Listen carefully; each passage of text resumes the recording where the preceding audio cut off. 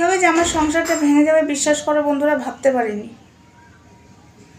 কেউ যদি ভাবে যে এমনি করে আমার সংসারে অশান্তি লাগাবে, আমার বরের সাথে অশান্তি লাগাবে,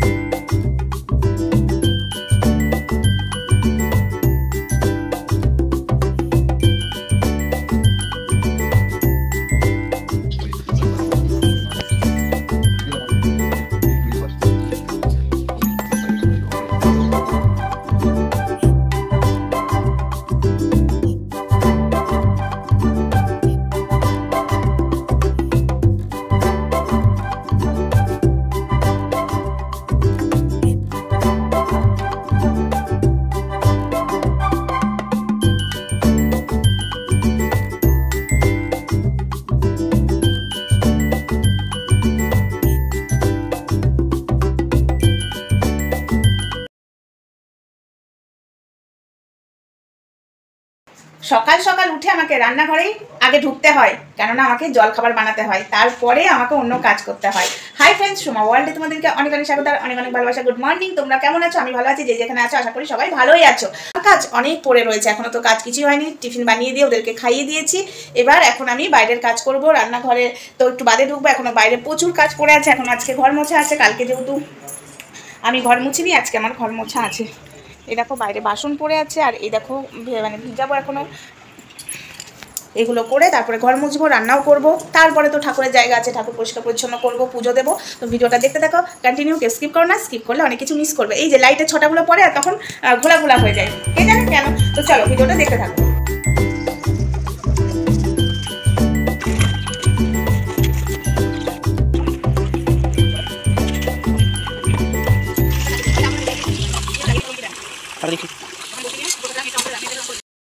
দেখো বাসনের ঝুড়িটাও ঘরে ভরে দিয়েছি, যেহেতু বাইরে রং হচ্ছে তো বাসনের রং পড়বে, তাই এদিকে কাচাকুচিও কমপ্লিট হয়ে গেছে। এই যে কাচাকুচি কমপ্লিট, এখন এগুলো মিলে নিয়ে চলো, তারপরে আসছি তোমাদের সামনে। এই দেখো জামা কাপড়গুলো সব কেচে মিলে দিলাম, তাকাতে পারছি না তোমাদের সামনে। বাবু গেটে তালাটা দিয়ে দে। আর ওইদিকে রান্নাও চাপিয়ে দিয়েছি।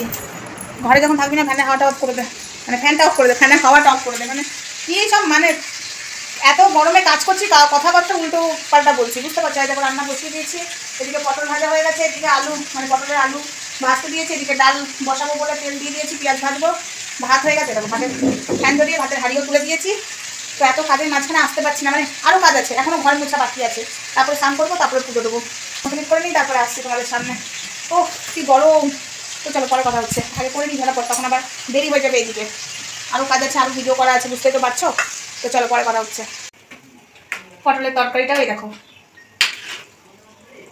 জল ঢেলে দিয়েছি, গরম জল দিয়েছি, গরম জল দেওয়া মাত্র দেখো ফুটে গেছে। আর একটা জিনিস কি বলো তো, যে কোনো তরকারিতে গরম জল যদি দাও না, খেতে টেস্টটা হয় আর গ্যাসটাও একটু বাঁচে। তোমরা যদি ঠান্ডা জল দেওয়া হয়, এটা তো গরম, আমি তো কষতে কষতে আলু পটল মশলা যাই করি না কেন গরম তো ছিল, তারপর ঠান্ডা জল দেওয়ার পর ওটাও ঠান্ডা হয়ে যায়, ফুটতেও টাইম লাগে। আর একদিকে যদি গরম জল একটু বসিয়ে দেওয়া হয়, তাহলে গরমের উপর গরম দিলে তাড়াতাড়ি ফুটেও যায়, সেদ্ধটাও ভালো হয়, টেস্টিটাও ভালো হয়। আমি গরম জল দিয়েছি এদিকে। আর চলো এবার আমি ঘরটা মুছে নিই, তারপরে রান্নাটা কমপ্লিট হয়ে গেলে সব মেজে ধুয়ে স্নান করবো।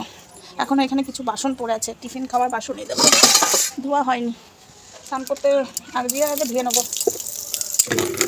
এক হাতে সব সামলাতে গিয়ে না লেট হয়ে যাচ্ছে, আর আমি করতে ভালোবাসি কাজ, লেট হয়ে যায় ঠিক, মাথায় একটা চাপ থাকে, লেট হয়ে যাচ্ছে, কিন্তু সেই এক হাতে তো সবই করি, আর কাজ করতে আমার ভালো লাগে, কিন্তু মাথায় একটা চাপ পড়ে যায়।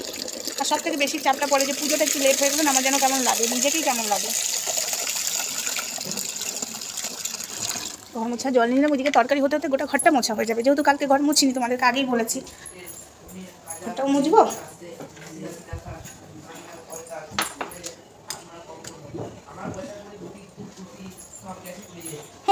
ডান্ডার ইয়েটা না ফেটে গেছিলো, ওপরের কভারটা। আমি আবার কি করছি দেখো, ডান্ডাটা ঠিক আছে, ওপরটা ফেটে গেছিলো, ওই মার কাজ করছিলাম, আর আমি রেগে গেলে তো মানে কি বলবো, ছেলে জ্বালাচ্ছিলো, দিয়েছিলাম ছুঁড়ে, দিয়ে ফেটে গেছিলো।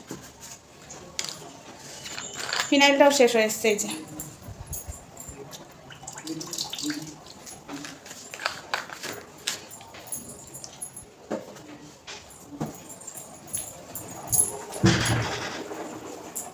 গ্যাসটা একটু কমিয়ে দিলাম। তো চলো ঘরটা মুছে নিই।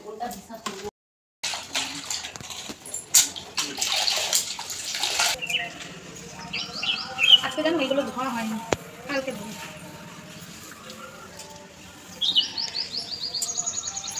কি রোদ দেখছো, আমি রোদে একদম আসতেই পারছি না, চোখে তাকাতেই পারছি না, এত রোদ। রোদ পড়ে গেলে জামা কাপড় তুলি, যা আসি বিকেলের পরেই দিকে। আমি সামনে দিকে আসতেই চাই না এই রোদের কারণে, জানো তো। চলো আমি ঘরটা মুছে নিই, তারপরে আসছি তোমাদের সামনে। ওটা ঘর মোছা কমপ্লিট, আর দেখতেও কত সুন্দর লাগছে না দেখো, চারিদিকটা মোছা পরিষ্কার পরিচ্ছন্ন। ছেলে পড়ছে এদিকে। তো চলো এবার রান্নাঘরে যাই, দেখি তরকারিটা কত দূর হয়েছে সেটা একবার দেখবার পালা।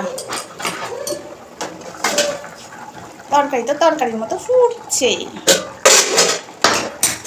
এটা তো একটু মারতে হবে, ঝোলটা একদম মাখা মাখা করবো।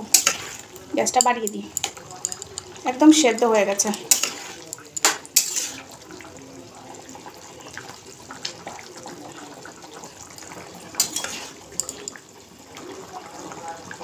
একটু শক্ত শক্ত আছে, গ্যাসটা বাড়িয়ে দিই।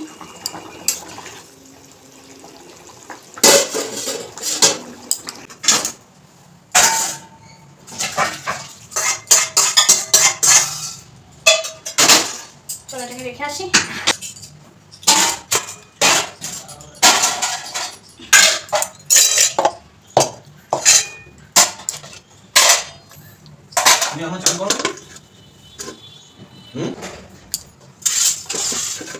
তো এই বাসনগুলো ওখানে নামিয়ে আছি, যেখানে ধুই।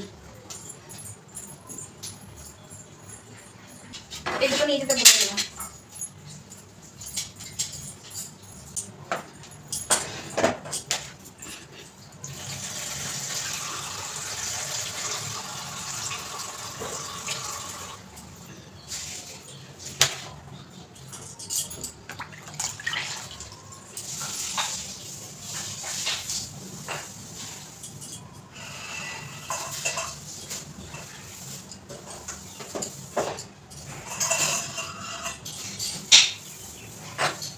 আমি এখানে ভাজ করে রেখে দিয়েছি, ধোবো আমি ভুলেই গেছি, একদম ভুলেই গেছি এটা ধোবো, ভাজ করে রেখে দিয়েছি। চলো আমি এগুলো পরিষ্কার করে নিই। গ্যাসে এগুলো পরিষ্কার পরিচ্ছন্ন না লাগলে না পুরো মানে এতটা নোংরা লাগে। আর আমার যত বেলাই হোক আমি রান্নাঘর পরিষ্কার পরিচ্ছন্ন করবো। তারপরে রান্নাঘর বলো সব কিছু পরিষ্কার পরিচ্ছন্ন না থাকলে না বেশ ভালো লাগে না। মা অন্নপূর্ণা রাগ করে, তাই পরিষ্কার পরিচ্ছন্ন রাখতে হয়।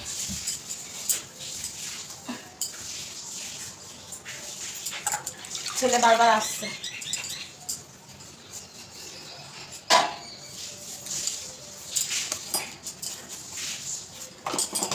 এটা হলো সার্ফো। গ্যাস মোছার আমি এগুলো আলাদা রেখে দিই, এটার সাথে কোনো এটা ঠেকায় না। মা অন্নপূর্ণা, তাই না? পরিষ্কার পরিচ্ছন্ন না রাখলে হয় না। একটা জিনিস কি বলতো, মন ঠিক থাকলে আমার কাজ করতেও সব ঠিক লাগে। অবশ্য আমার মন ঠিকই থাকে, সারাক্ষণ সংসারে কাজ করতে আমার ভালোই লাগে। কিন্তু যেটা মানুষ করতে চাইছে, আমার মাথা খারাপ, যেটা আমার সংসারে ফেলতে চাইছে সেটা যে হবে না, সেটা ওরা বুঝতে পারছে না। তো চলো আমি এগুলো একটু পরিষ্কার করে নিই, তারপরে আসছি তোমার। দেখো পরিষ্কার পরিচ্ছন্ন করে একদম রান্নাঘর পরিষ্কার করে দিয়েছি। এবার ওইখানে বাসনগুলো আছে, চলো বাসনগুলো মেজে নিই। ঝুড়িটা নিই, দিয়ে বাসনগুলো মাজতে হবে, অনেকগুলো বাসন পড়ে আছে। এই দেখো রান্নার বাসন, তো চলো পটাপট করে মেজে নিই। এই যে বসে আছি, ঠাকুর ঘরেই বসে আছি, পুজোটা সারা হলো আর তোমাদের সামনে এলাম, একটু ক্যামেরাটা অন করলাম, তোমাদেরকেও দেখাই। শান্তি, পুজো হয়ে গেলে মন শান্তি হয়ে যায়। এতক্ষণ পুজো হয়নি তো আমার মনটা শান্তিই ছিল না, মানে কি বলবো, আমার মনটা ছটপট ছটপট করছিল। তো তোমাদেরকে একটু দেখাই ব্যাক ক্যামেরায়, দাঁড়াও। এই দেখো পুজো হয়ে গেছে, বাবা ভোলেনাথেরও পুজো হয়ে গেছে ওইদিকে। এদিকে আমার বাবা দুটো ভোলেনাথ, এই দেখো একটা বড় বাবা, এটা ছোট বাবা। ওটা আমার শ্বশুরমশাই আমাকে হাতে দিয়েছিল, ওই জন্য ওটাকেও আমি দুটো শিব ঠাকুর রাখতে নেই বলে, তো ওটাও শ্বশুরমশাই দিয়েছিল। আর এটাকে আমি বরাবর পুজো করি। এবার কাকে বাদ দেবো বলো, বাদ দিতে আমার খুব খারাপ লাগছে, তাই দুটোকে আলাদা করে রেখেছি। আরও একটা ভোলেনাথ ছিল, সেটাকে আমি, ওটাও একজন দিয়েছিল, তো ওটা আমি মন্দিরে দিয়ে এসেছি। তিনটে রাখতে নেই, ওটা সাদা পাথরের ছিল, শ্বেত পাথরের রাখতে নেই। বাবা ভোলেনাথ ঘরের মধ্যে কালোটা রাখতে হয়। তো এই দেখো পুজো টুজো কমপ্লিট। দেখো আমার ভাতও বাড়া হয়ে গেছে, এবার আমি খেতে বসবো।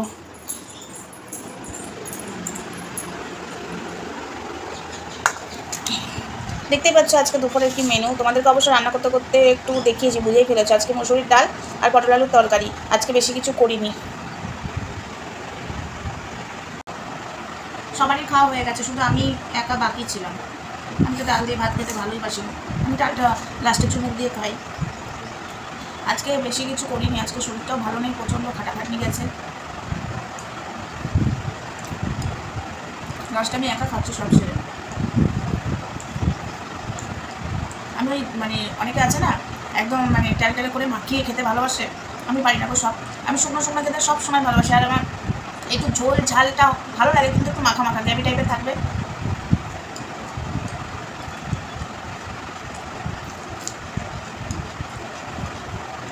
ফ্যান চলছে, ফ্যানের আওয়াজটা পাবে। আমার অনেক কদিন ধরে না জানো লোটে মাছ খেতে ইচ্ছা করছে।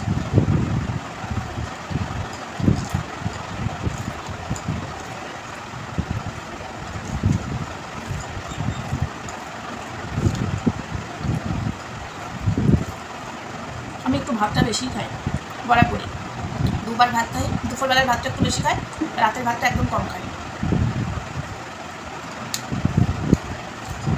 এই খাওয়া নিয়েও বলছে বাবারে কত ভাত খাওয়ায়, রাক্ষসী মিত্রে। দেখো আমার পেটে তো যতটা ভাত ধরবে আমি ততটাই খাবো, তাই না? আমি কোনো টেনশন নিয়ে চলি না। আমার মন সবসময় ফ্রিটাকে কাজ করি, আমার খিদেও পাই, আমি খেয়েও নিই। এবার কারোর যদি আমার খাওয়া নিয়ে প্রবলেম হয় সেটা আমার কিছু করার নেই।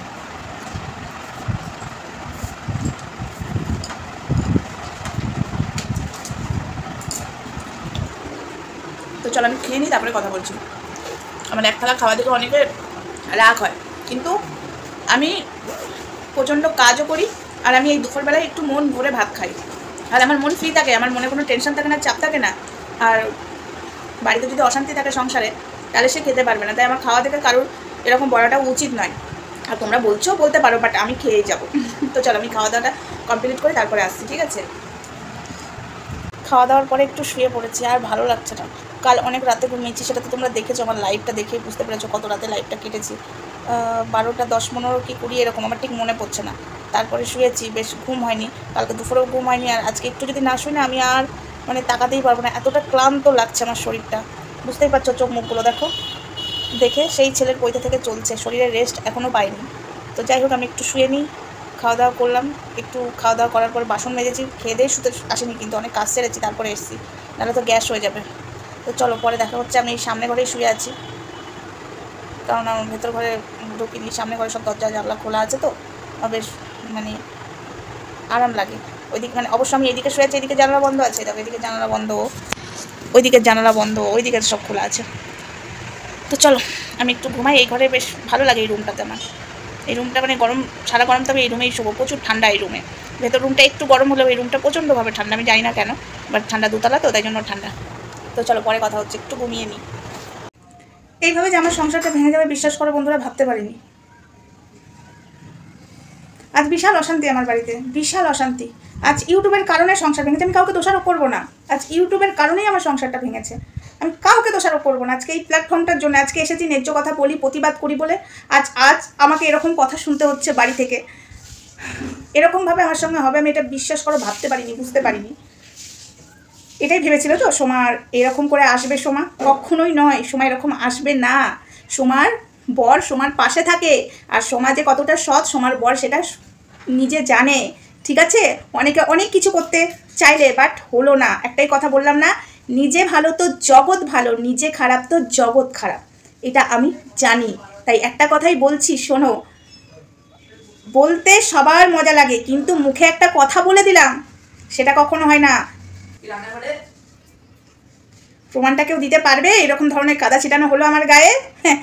তোমরা কি ভেবেছিলে এরকম করে বলে দেবো সোমার ঘরে অশান্তি লাগবে? No baby no. ওই জন্য তো মন ফুর্তি, তাই সংসারে ফুর্তি করে কাজ করছি, সংসারে মন দিয়ে কাজ করছি। হবে না এটা যদি কেউ ভেবে থাকে। অনেকে অনেক চেষ্টা করেছিল, সবাই ফেল হয়ে গেছে। এখনও আমাদের স্বামী স্ত্রীর এতটাই মিল, লোকে বলে যে নতুন বিয়ে হয়েছে। হ্যাঁ, আমার স্বামী আমাকে এতটাই ভালোবাসে, বাবু বাবু ছাড়া কোনো কথা নেই, জানো তো। তো এটা আমি গর্ব করছি না, আমি গর্ব করি না, বাট এটাই সত্যি।